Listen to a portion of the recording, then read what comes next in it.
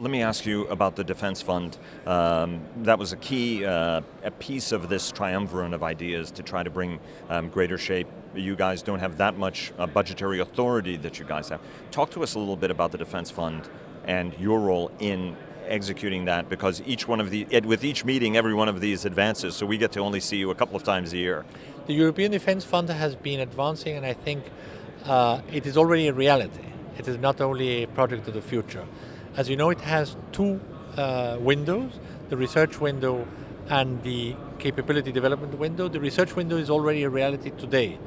The agency, which helps select the topics which should be developed in that research program, were provided consolidating member states' views to the Commission. Now we are in the executive part of that program. Today we are waiting by the end of the month the results of the call for proposals for the three topics that will have 25 million euros devoted this year, and we will have 90 million from here to 2019.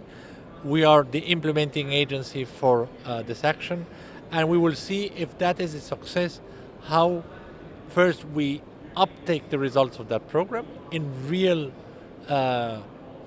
capability programs. We don't want research just to end there, but also to see if that becomes a larger program with 500 million per year, which would make the EU among the first 4 investors in research in Europe.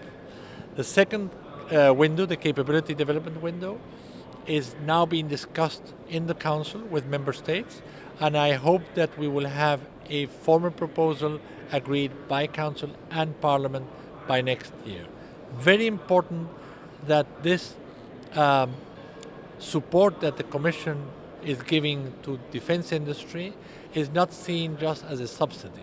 It has to really provide us with the capabilities we need to protect EU citizens, which is behind the entire philosophy of the European Defence Fund. Let me give you 2 quick questions. One, how are you synchronizing your efforts at the NATO level to make sure that NATO is, you're putting some of these steps in place in order to be able to help the alliance improve its capabilities. It's helping European and the EU help it, but you're also helping NATO. What are the former synchronization mechanisms you guys have set up?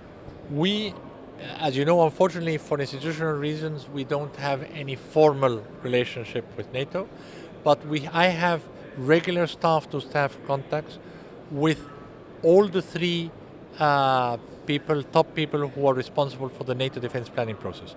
So the Supreme Allied Commander Transformation, upstream, the Assistant Secretary General for Defense Planning and Policy, and the Assistant Secretary General for Defense Investment downstream for the delivery of programs. Upstream with ASG, DBP, and the Supreme Allied Command Transformation, we have made sure that to the extent possible we use the same requirements. We have a single set of forces. We are even using the tools NATO uses for its planning, and we coordinate so that we do not duplicate what they are doing and we are doing. Downstream, many of the cooperative programs that we have launched fill in gaps that the Alliance has identified, for example, in the Wales roadmaps. Look at, I have said it many times, air-to-air refueling, all the work we are doing with the MRTT fleet, what we have done in cyber domain, what we have done in other domains. So there is total complementarity, while at the same time looking to really match the level of ambition the European Union wants to have if and when it decides to act alone and to do it in cooperation. Last question. France and Germany have decided that they're going to press ahead with a new combat aircraft development program. What's the role of the EDA in a program like that? Is that something that should stay at that national Franco-German level? It remains unclear whether UK is going to participate on that. There is great expectation, but that may not be the case. Talk to us about the role of the EDA in a program like that on the combat aircraft side of things. I think it's a very welcome fact that Germany and France have decided that we need to move ahead in a future combat aircraft next generation in Europe, and that this has to be a European project.